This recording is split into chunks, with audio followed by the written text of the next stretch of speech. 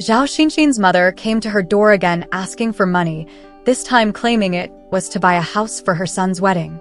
At that time, Zhao Xinxin was temporarily blinded due to excessive work pressure, unable to argue with her mother at all. The volunteer caregiver at home, however, fearless of difficulties, wielded a mop and chased her mother out of the house. A rough young man with non-standard Mandarin shouted at the door, "Want money? Next time you come asking for money, I'll give you money to buy a coffin." Lin Ru kneels on the floor at Zhao Xinxin's house.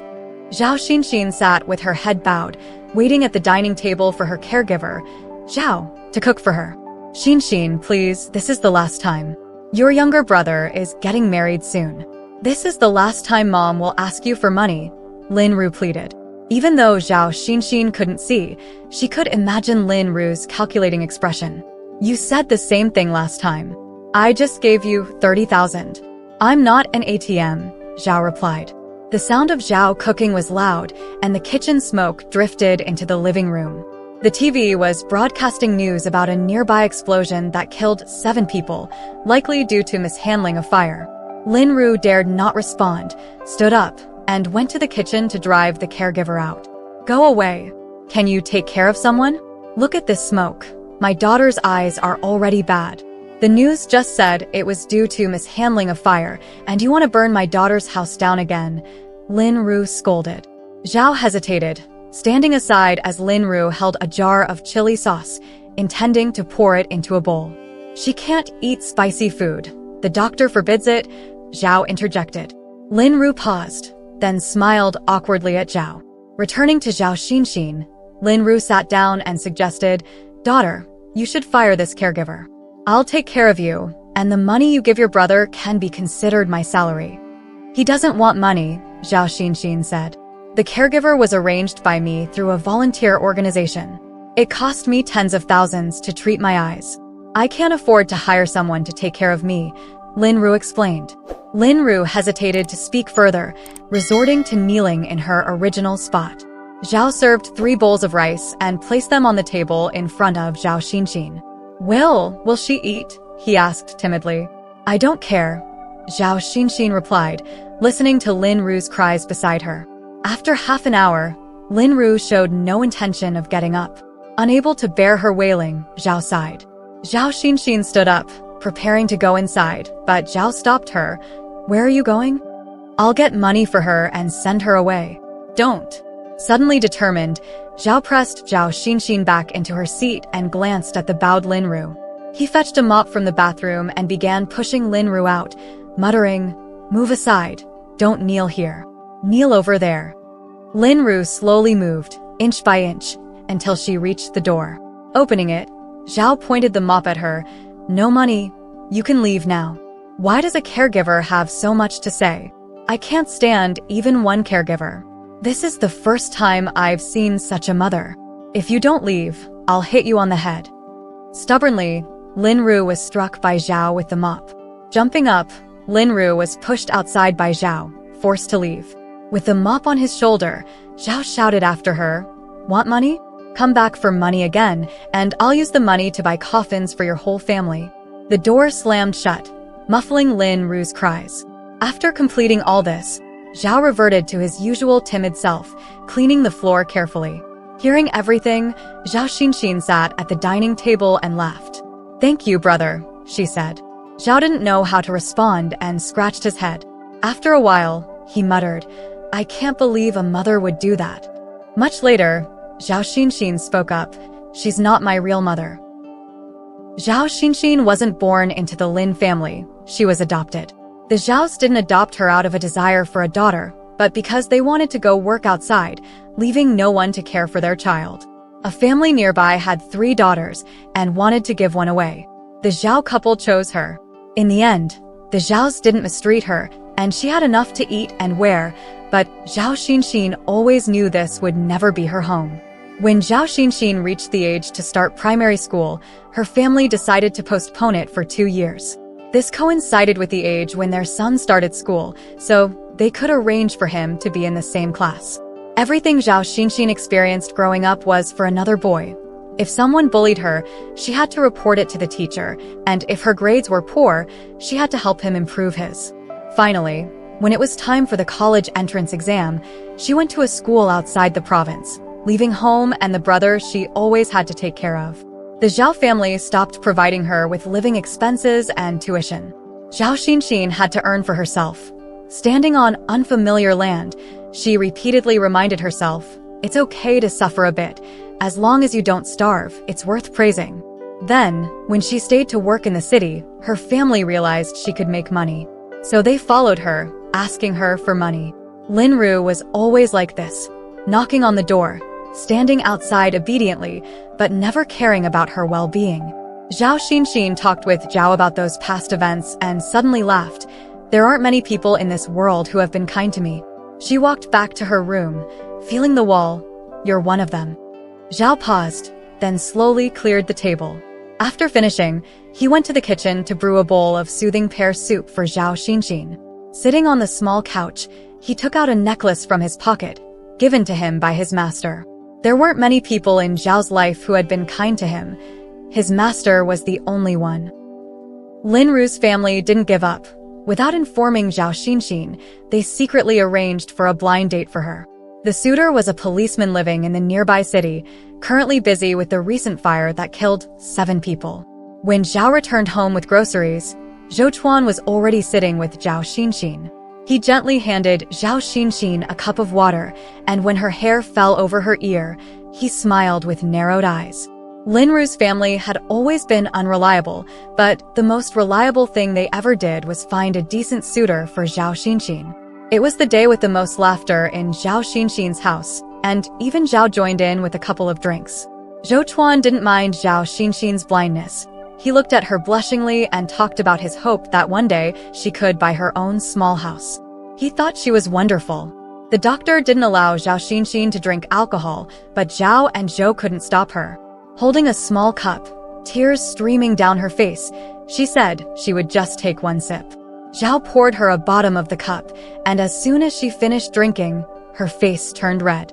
She reached out and patted Zhao's back. When I buy a house in the future, you'll still come to work for me as a caregiver, and I'll give you lots and lots of money," she said tearfully. Zhao chuckled along with her. The relationship between Zhou Chuan and Zhao Xinxin was always progressing. He was busy and couldn't visit her often, but every time he came, he brought her some novel trinkets. If Zhao Xinxin was happy, Zhou Chuan's face would turn red. At first, Zhao always watched the two of them smiling, thinking they were perfect for each other. But ever since he found out Zhou Chuan was a policeman, he had been avoiding him. Half a month later, Zhou Chuan came to Zhao Xinxin's house again. "Is Zhao here?" Zhao Xinxin glanced into the kitchen. "Brother, Zhou Chuan is looking for you." Zhao stiffly emerged from the kitchen. "What's up?" Zhou Chuan placed the vegetables and meat he brought on the table, then slowly spoke up. "Brother, I need to ask you something. Can we talk outside for a moment?" Sitting on the open space in front of the old neighborhood, Zhou Chuan handed Zhao a popsicle. "Brother, are you from Nanhuai?" Zhao nodded. "Do you know Zhuangjin?" The popsicle melted, dripping onto Zhao's hand. "Ido." Zhao hesitated for a long time, sweat dripping onto the ground. "How do you know each other?" "He's my master's brother." Fiddling with his fingers, Zhao spoke slowly. "Can you be more specific?" "Zhuangjin and my master are twins.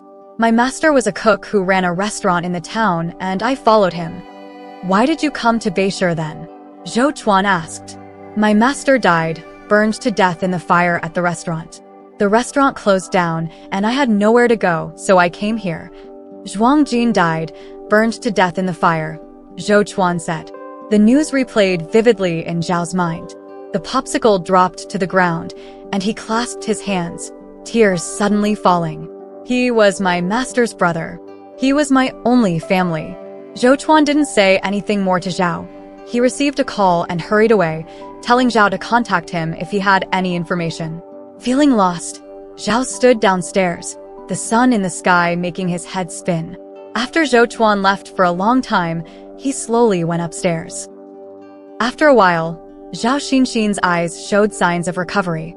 She began to see people's outlines more clearly. In her eyes, Zhao Yuji was a tall, thin man with a slight hunchback. She liked to watch Zhao Yuji come and go in the kitchen with blurry outlines. Lately, Zhou Chuan had been busy and hadn't visited for a long time.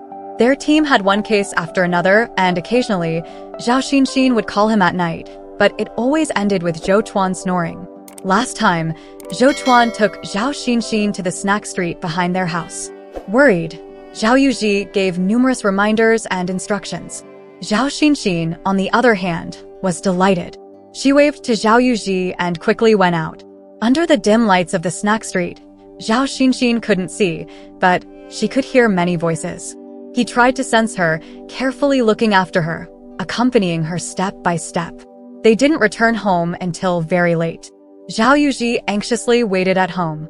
Around 10:30, there was a knock on the door. Zhou Chuan appeared at the door with Zhao Xinxin. Before Zhao Yuji could speak, Zhou Chuan handed him a large bag of food. The aroma of the food filled the air, leaving Zhao Yuji stunned. Before meeting Zhao Xinxin and Zhou Chuan, it had been a long time since anyone had cared about him. 2 days later, Zhao Xinxin suddenly asked Zhao Yuji, "Brother, what do you think about me and Zhou Chuan giving it a try?" Zhao Yuji was cooking in the kitchen and pretended not to hear, avoiding the topic. After a while, he said, "I'm going back home soon." "You're quitting as a volunteer?" The smoke in the kitchen made Zhao Yuji's eyes water, and he hoarsely replied, "Yes."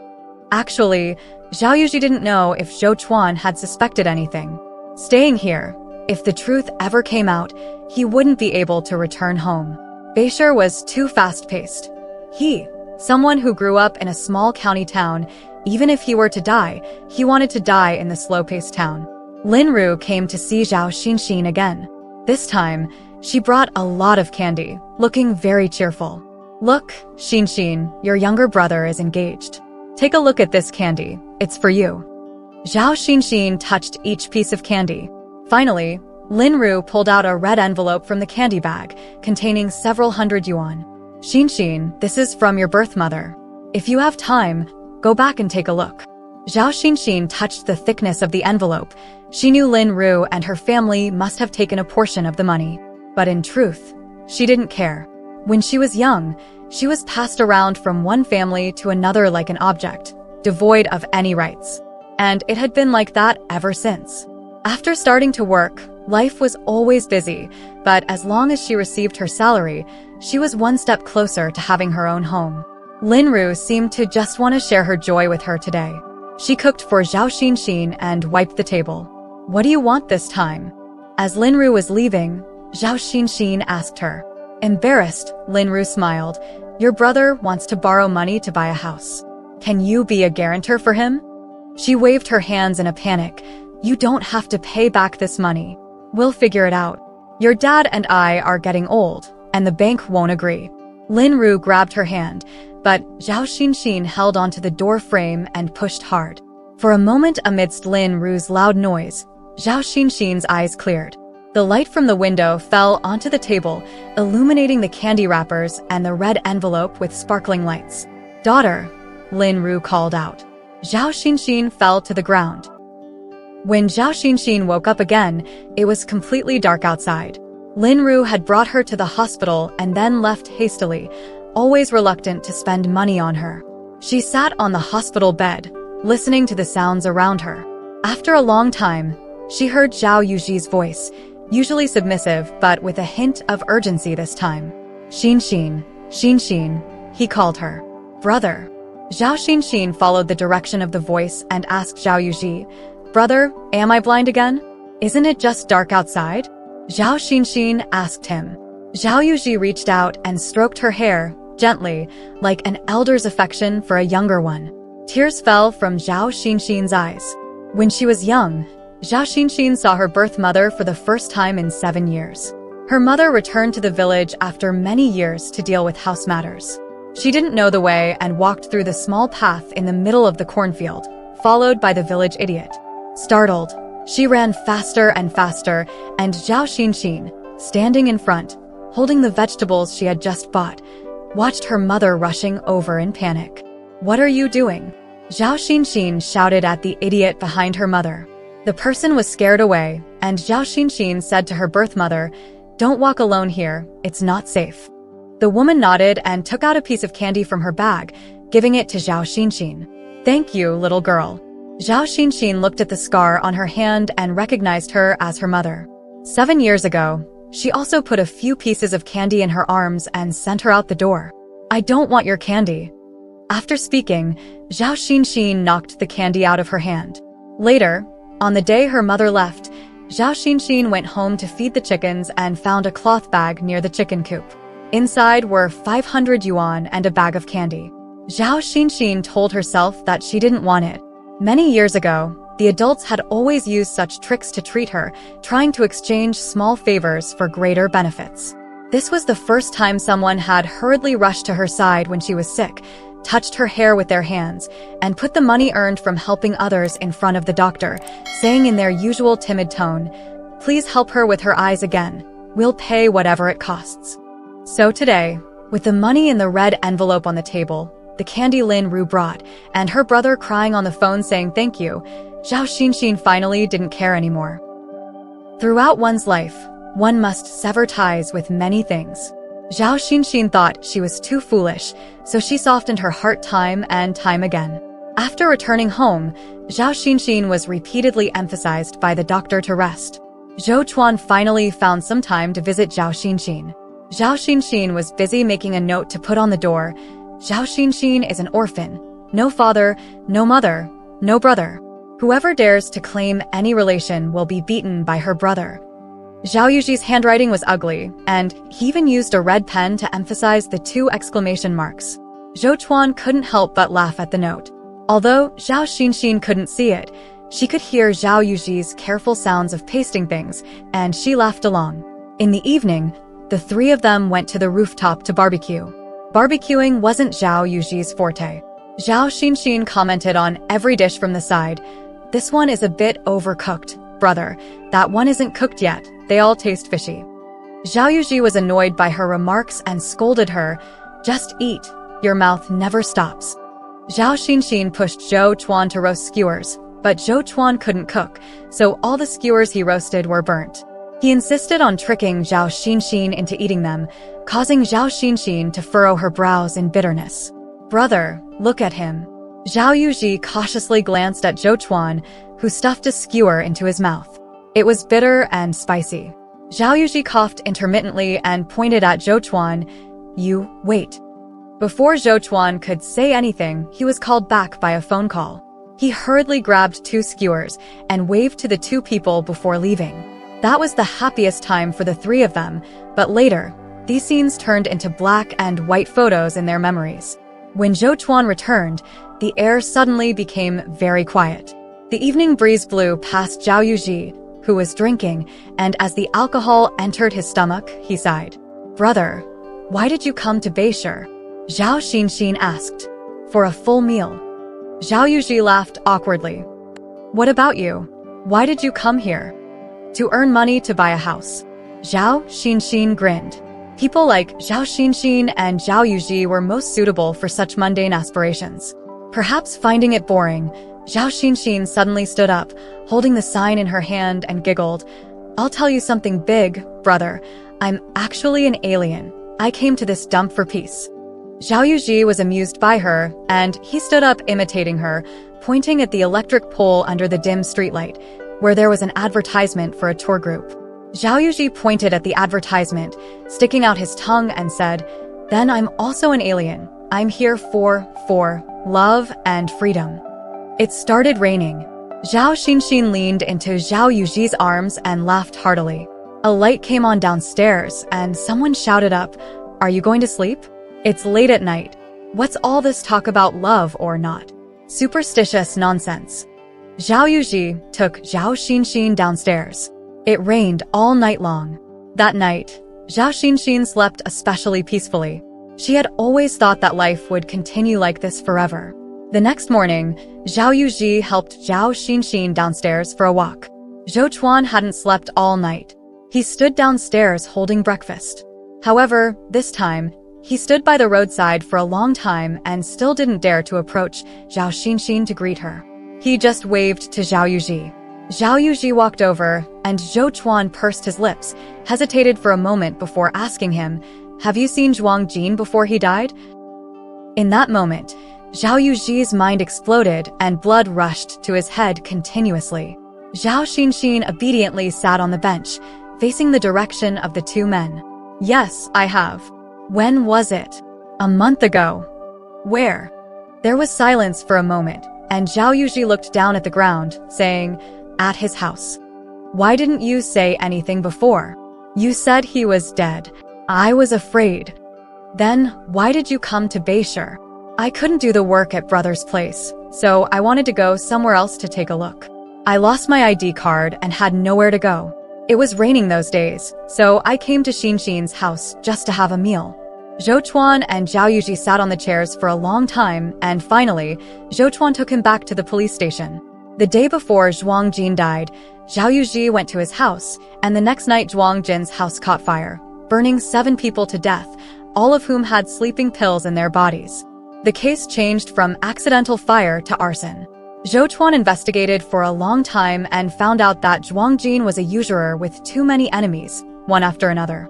Zhou Chuan went to Zhuang Jin's hometown, where the villagers said that Zhao Yuji had been called out by someone. He didn't leave voluntarily, but was taken away by someone sent by Zhuang Jin. Zhou Chuan found Zhao Yuji once again. The day Zhao Yuji was taken away, Zhou Chuan stood in front of Zhao Xinxin for a while before speaking. Zhao Xinxin had no reaction, just feeling the cane, and made a soft sound. Zhao Xinxin didn't have much reaction to Zhao Yuji's departure. She had known 2 weeks ago that Zhao Yuji was not a volunteer. The first day Zhao Yuji came to her house, she called the volunteer organization. They were very busy on the other end and just told her that they had already assigned someone to her. A week ago, the volunteer organization called her to ask if she still needed volunteer services. That's when Zhao Xinxin found out the truth. Volunteers assigned by the other side were not real people unless absolutely necessary. They only provided online assistance. When the assigned person called, Zhao Yuji answered the phone and told them that they no longer needed volunteers here. When Zhao Xinxin received that call, she felt cold all over. Zhao Yuji had gone out to buy groceries, and the clock on the wall ticked away. She didn't know who Zhao Yuji was. He had been at her house for almost a month, not seeking money or anything else. Besides buying groceries, he rarely went out. Before Zhou Chuan came to her house, he was always used to hiding. After Zhou Chuan came to her house, he made up his mind one day to go out and work as a manual laborer during the night shift. The first money he earned, Zhao Yuji brought her a candy painting. It was also that day when he said to Zhao Xinxin, "I want to go home." Later, Zhao Xinxin was admitted to the hospital by Linru, and Zhao Yuji took out money to treat her eyes. She called him brother. When he responded to her, she felt like, forget it, let it be. She believed he was a good person. The day Zhao Yuji was taken away by Zhou Chuan was worried about her and wanted to hire someone else to take care of her. She didn't respond, but after Zhou Chuan took a few steps with Zhao Yuji, she called out to them. "Come back soon," she said to him. "Okay," Zhao Yuji replied. Zhao Xinxin didn't wait for long. Zhao Yuji came back soon because of insufficient evidence. The day he returned home, he stood at the door for a long time, tidying up his clothes. Zhou Chuan accompanied him to the doorstep. "Brother, go back." He handed him a pile of food. "I still have something to do when I go back this time. Tell Xinxin for me. I'll come to see her in a couple of days." Perhaps because the current relationship between the three of them was too strange, Zhou Chuan wasn't prepared to meet Zhao Xinxin as usual. As Zhou Chuan turned to leave, Zhao Yuji timidly called out to him again. "Chuan, catch the murderer properly. If the murderer is caught, how long will they be sentenced?"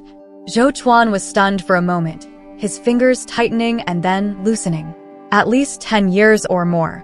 Zhao Yuji didn't say anything more, turning to knock on the door. Zhou Chuan stood at the corner of the stairs, then called out to him again, "Brother." The sunlight streamed into the stairwell, shining on Zhou Chuan, blocking the light from reaching Zhao Yuji. "I believe you're a good person." Zhou Chuan left, and Zhao Yuji stood outside the door for a long time. He wiped away a tear before raising his hand to knock. He didn't know if Zhao Xinxin would drive him away. The door opened, and Zhao Xinxin stood in front of him. "Xinxin," he called her. "Brother, you're back." Zhao Xinxin's voice was as usual. She stepped aside to let him in, and at noon, they discussed and cooked a table full of dishes together. "Welcome back." She smiled. Zhao Yuji poured her a drink. "When are you going back home?" Zhao Xinxin suddenly asked him. "In a few days soon." The meal was eaten in silence. In the evening, Zhao Yuji and Zhao Xinxin sat on the rooftop again. This time, it was Zhao Yuji who told his story. Zhao Yuji's master was named Zhuang Qian, a good man who ran a small restaurant. He was always cheerful to everyone, and the dishes he made were praised by people for miles around. The master had a twin brother, and that was Zhuang Jin. Zhuang Jin was wealthy, often away from home, and when he returned to the village during Chinese New Year, he would distribute money generously, help the village repair roads, build houses, and help with any difficulties the villagers faced. Zhuang Jin was a good person.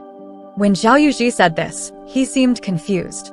Perhaps the term good or bad was too light and fluffy, and he couldn't judge a person. "My master was the best person to me in this world. If he's free, I'll invite him to visit." Zhao Xinxin continued his words. "He's dead.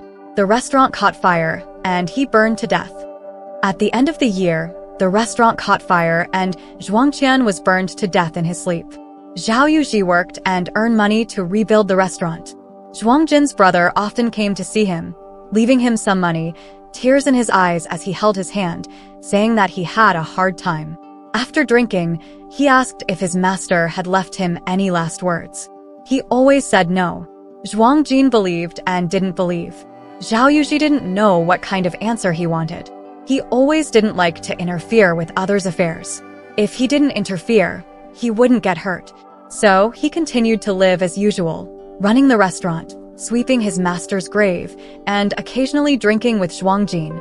Watching Zhao Yuji holding the beer, Zhao Xinxin didn't know how to comfort him. She clumsily said, "If your master is in heaven, he'll feel sorry for you. You have to live well." I don't know if the fire was started by himself or by someone else.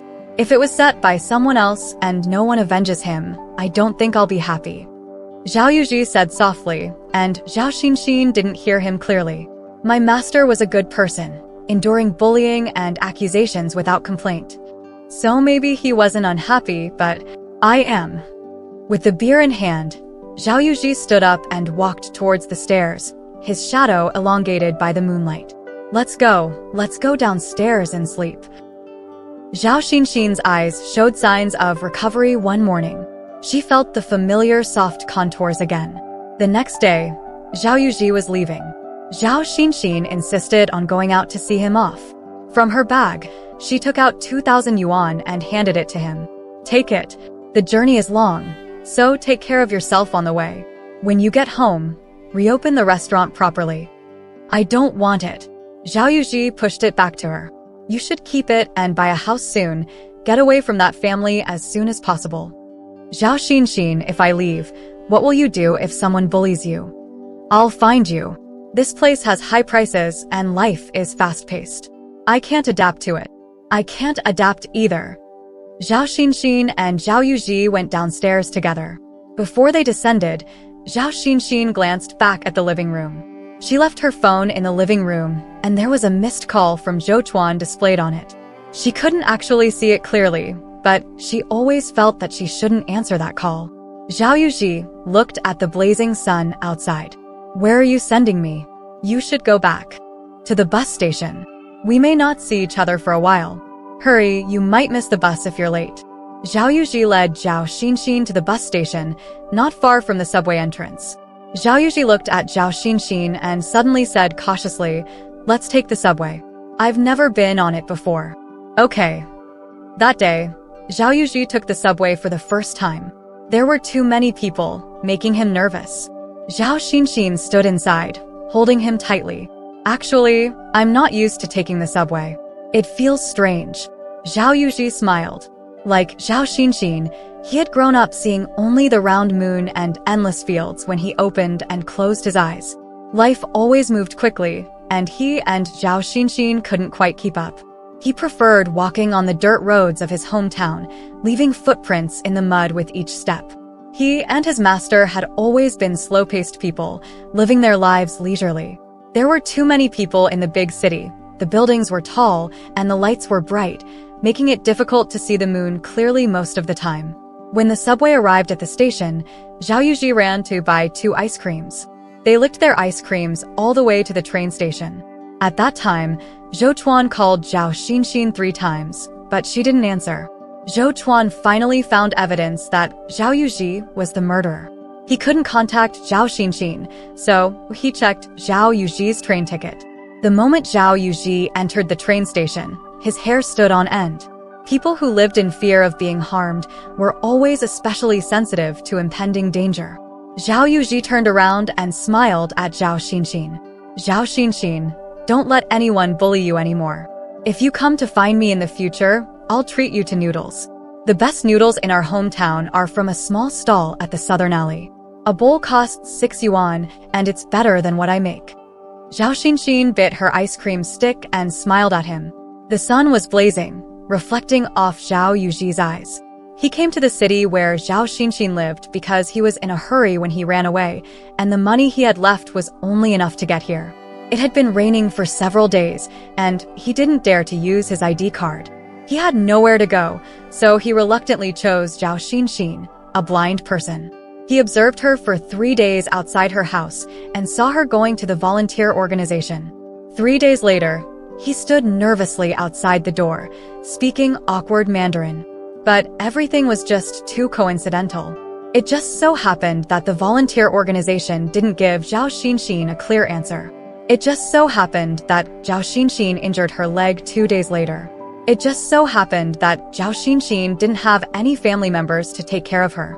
She had also blocked the door tightly at night, clutching her phone tightly and hiding a knife under her pillow.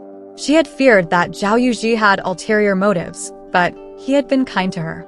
He timidly smiled and listened to her calling him brother.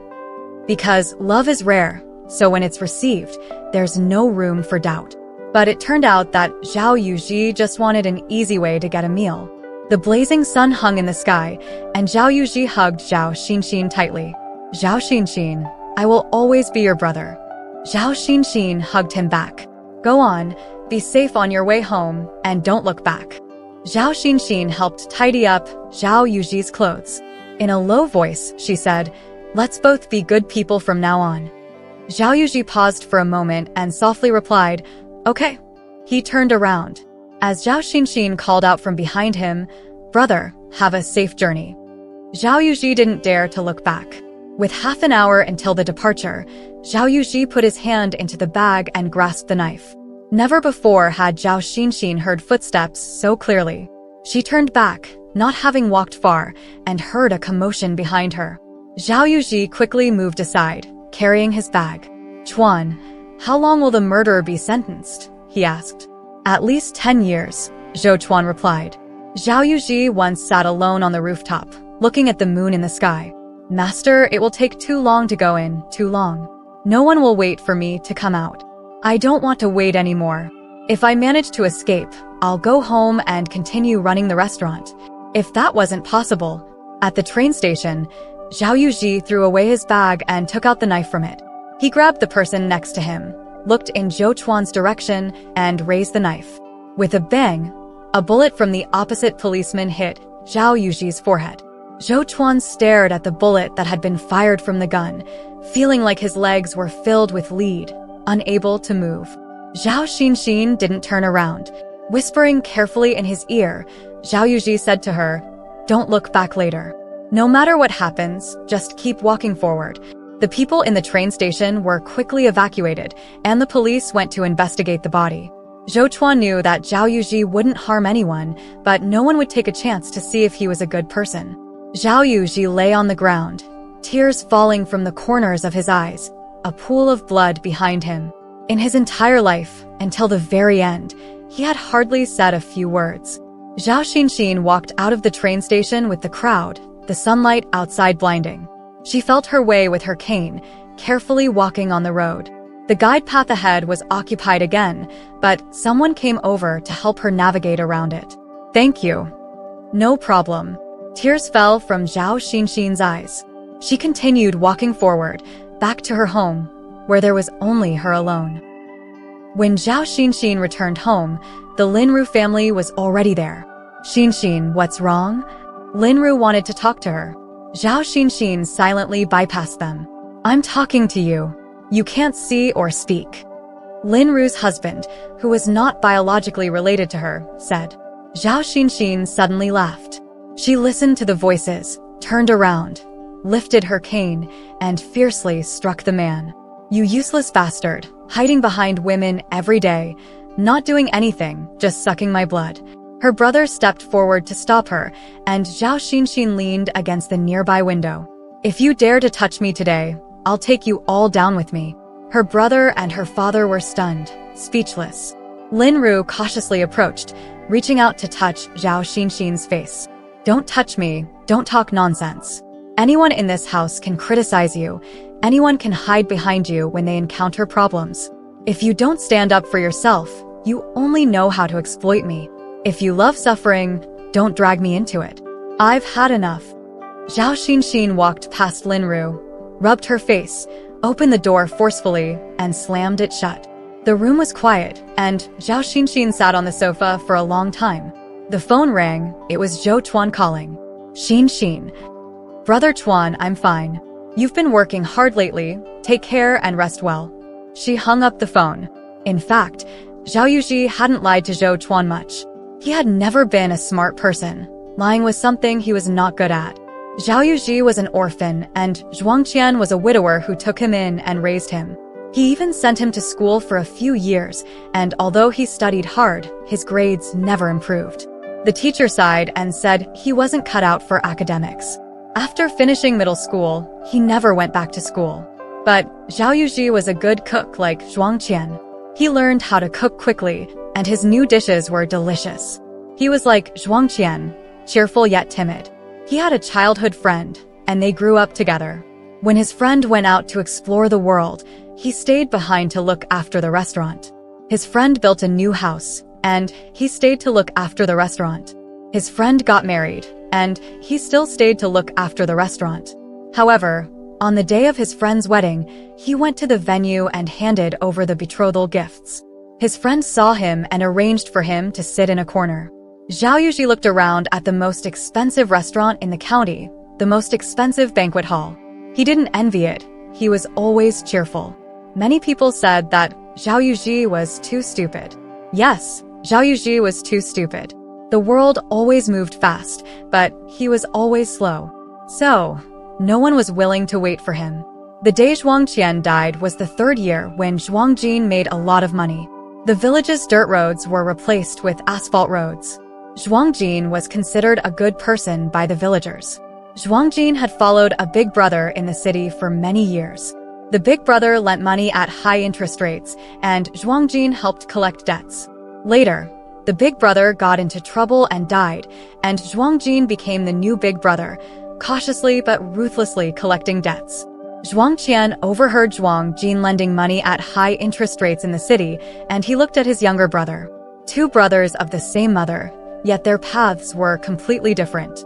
Zhuang Qian asked him to stop, and Zhuang Jin pretended to agree, but continued behind his back.